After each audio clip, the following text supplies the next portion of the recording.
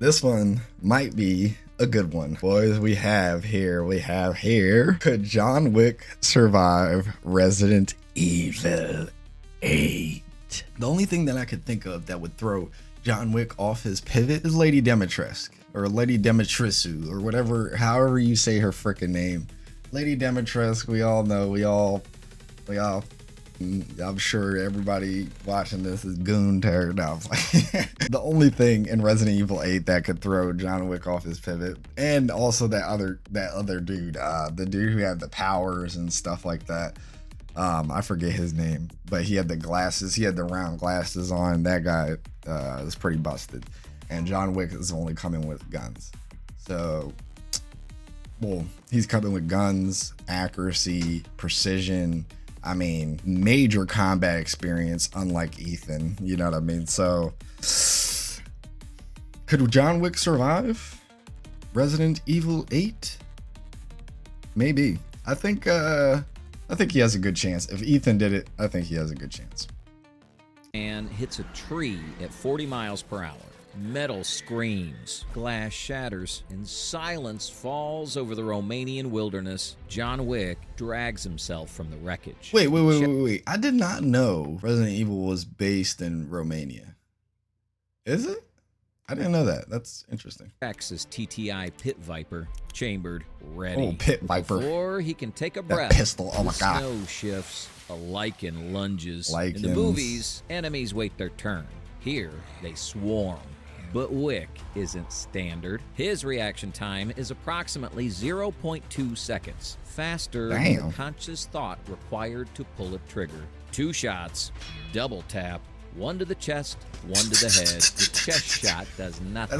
This is the first problem. We're dealing with hypothermia risks that stiffen finger joints, reducing trigger dexterity by up to 40% within an hour of exposure. Combine that with enemies who ignore hydrostatic shock, and you have a nightmare scenario. Can tactical precision defeat supernatural regeneration? That's what we're here to find out. Wick reloads. He moves towards the village center, unaware he's walking into a hierarchy of monsters.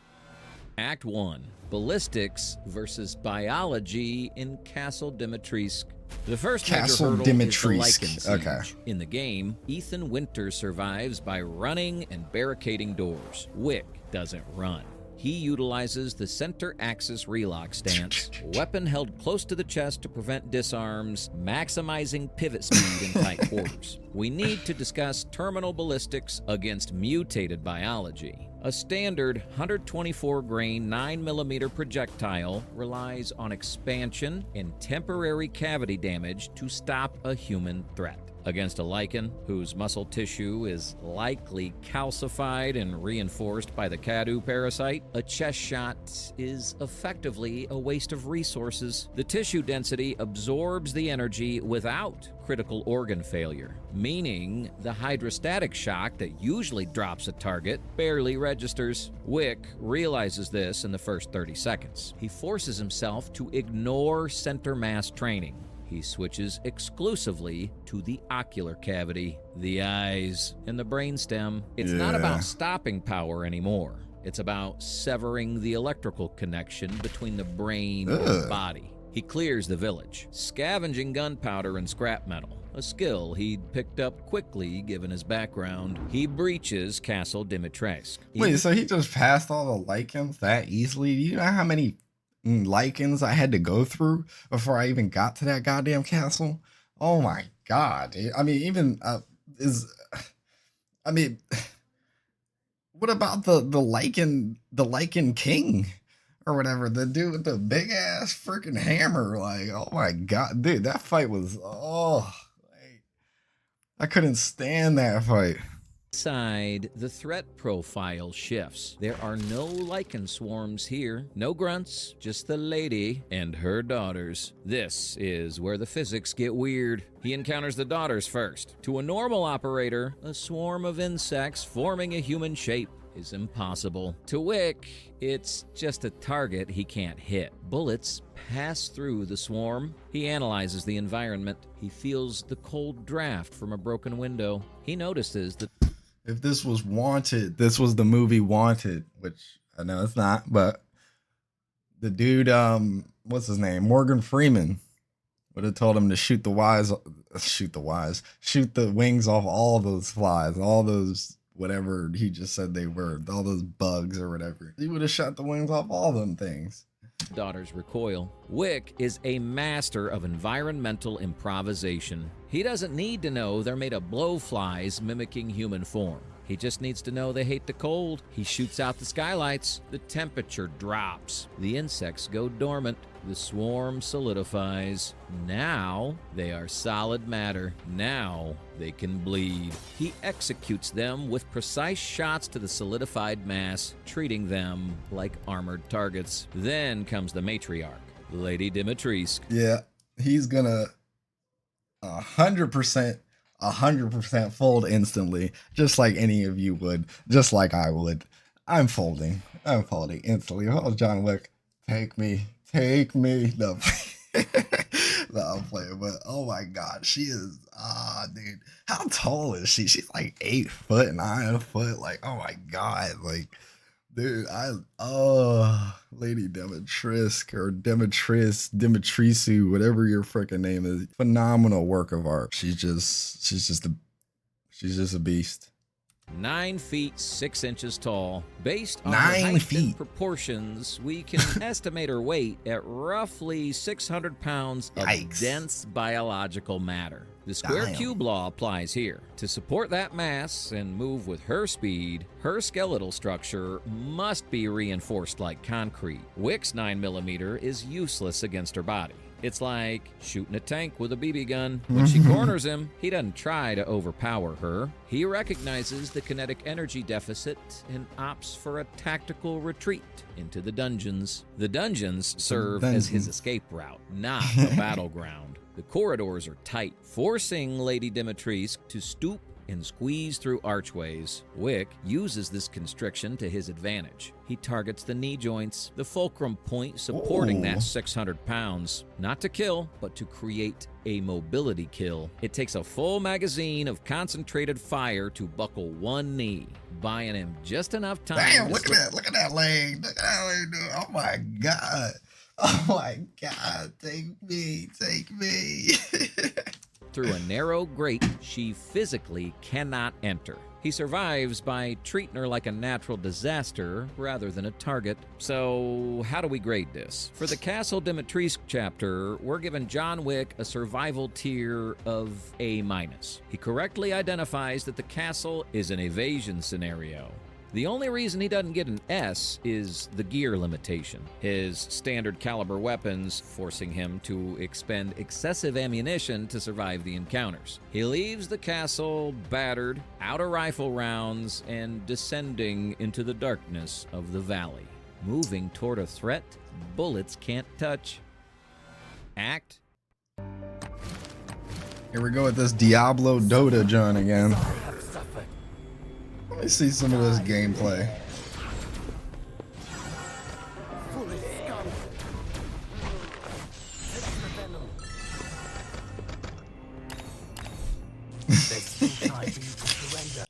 Two, hallucinations and environmental hazards. Wick descends into the mist-shrouding valley leading to House Beneviento.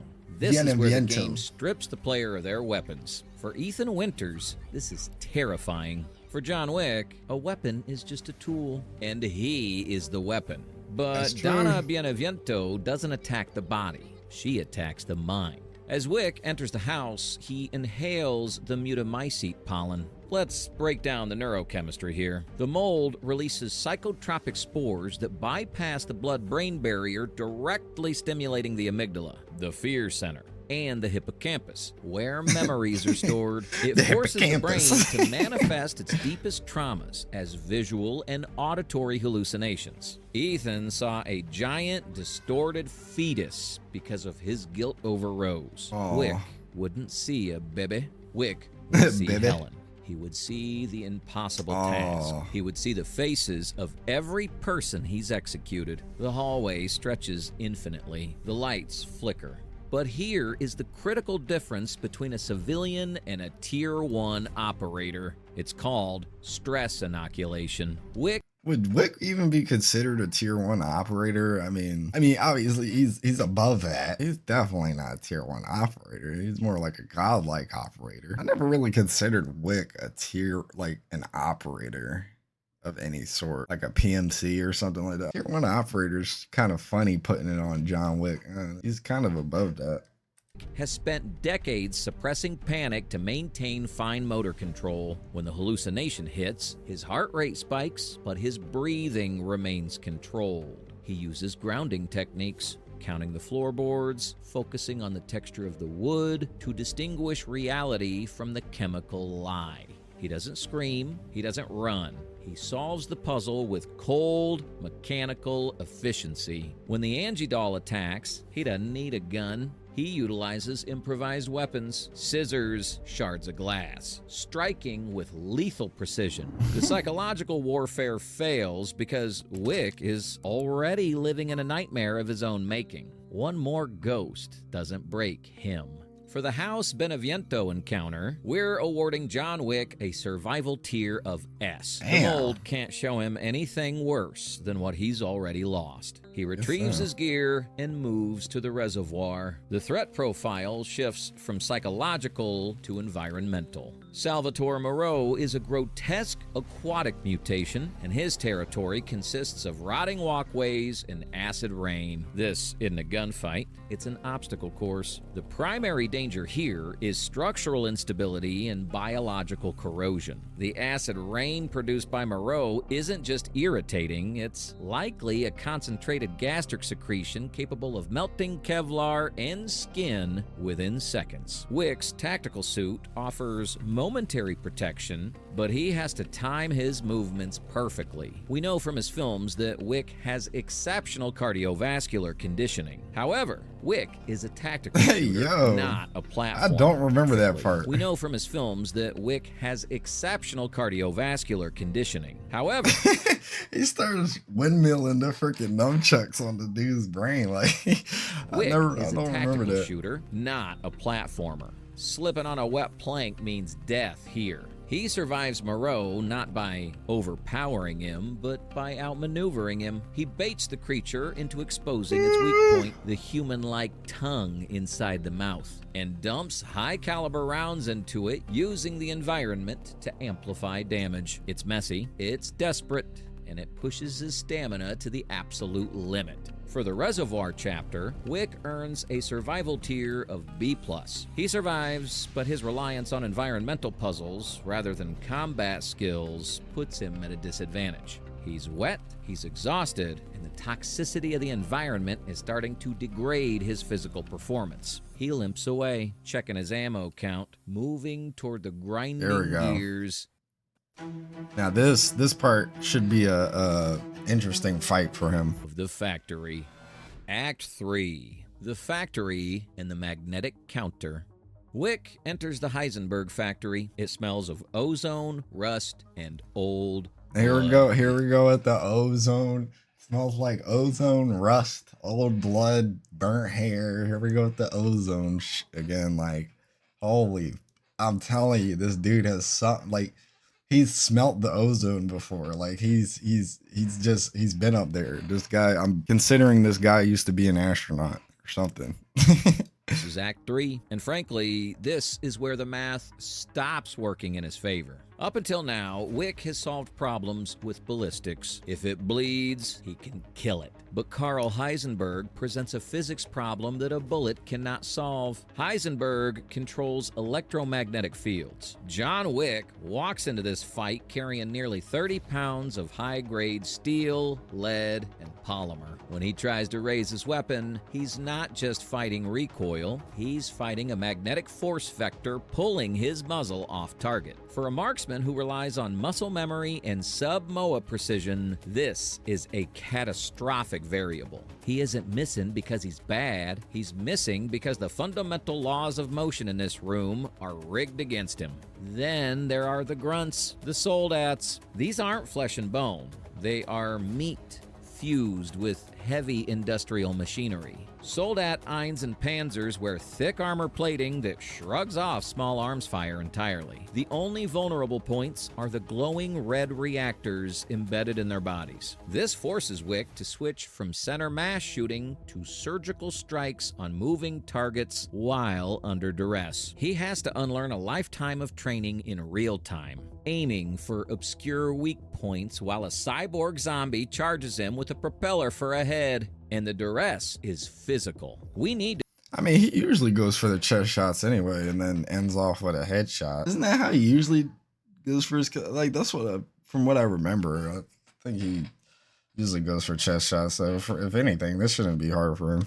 To factor in cumulative fatigue. By this point in the timeline, Wick has been fighting nonstop for hours in freezing conditions, sustained blunt force trauma, and massive adrenaline dumps. His body is saturated with lactic acid. His cortisol levels are through the roof. We estimate his reaction times have slowed by 15 to 20%. Against a drill arm swinging at his head, that fraction of a second is the difference between a close shave and a lobotomy. He has to adapt. He scavenges. He picks up a grenade launcher, not because he likes it, but because the blast radius doesn't care about magnetic deviation. He uses the environment, luring Panzers into crushing pistons, shooting steam pipes to blind them. Improvisation replaces preparation. The boss fight with Heisenberg is the nadir of the run. In the cutscene, Heisenberg throws Ethan around with metal scraps. Against Wick, he'd likely strip him of every firearm instantly.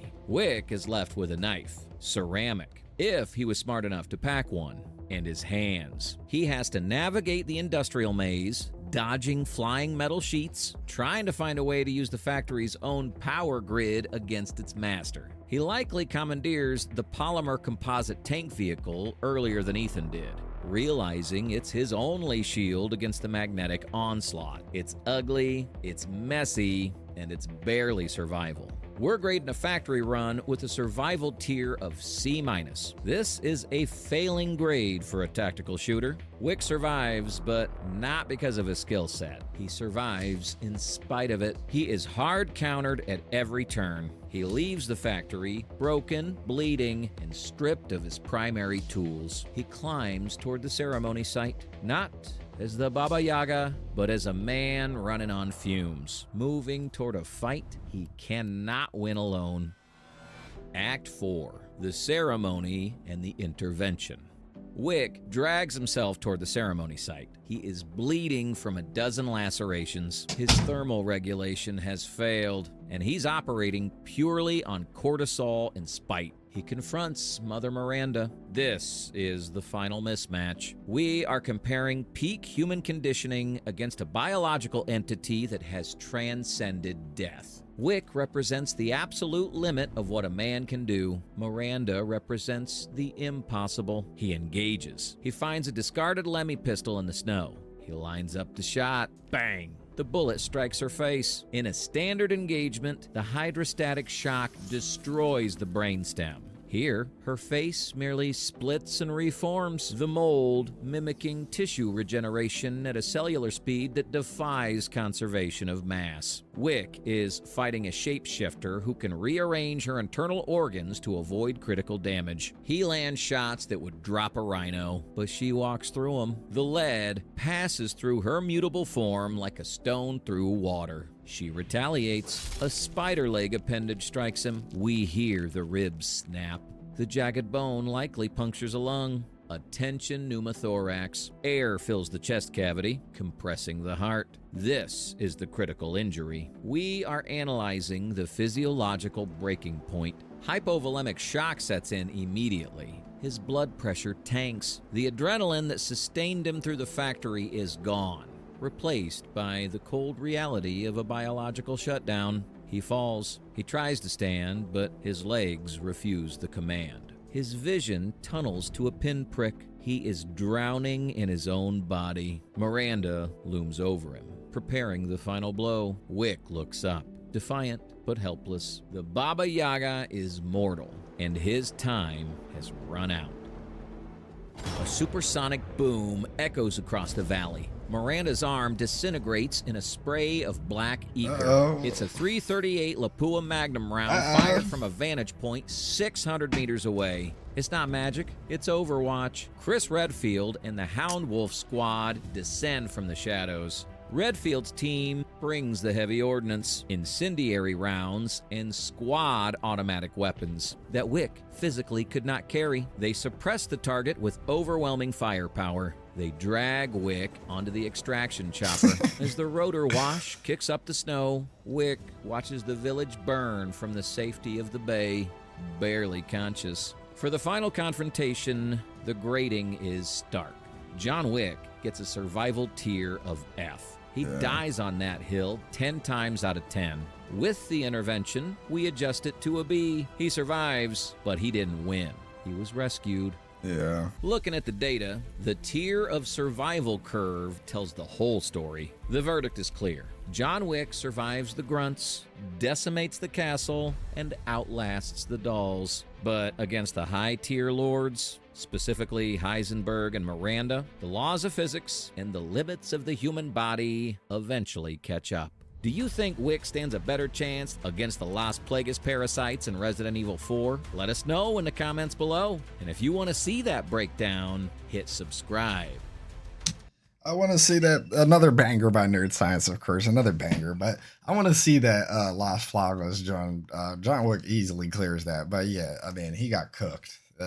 He's done. He's done. He wouldn't make it through RE8. I'm kind of disappointed, you know, it's John Wick, you know, he's meant for just tearing everything up. I mean, if Miranda probably took out his dog, then that'd probably be a different story, but you know, there was no dogs harmed. Let me know what you guys are thinking down in the comments below. Do you think John Wick would have survived if his dog was destroyed by Miranda? Or is he always, like he said, 10 out of 10, just gonna die on that hill?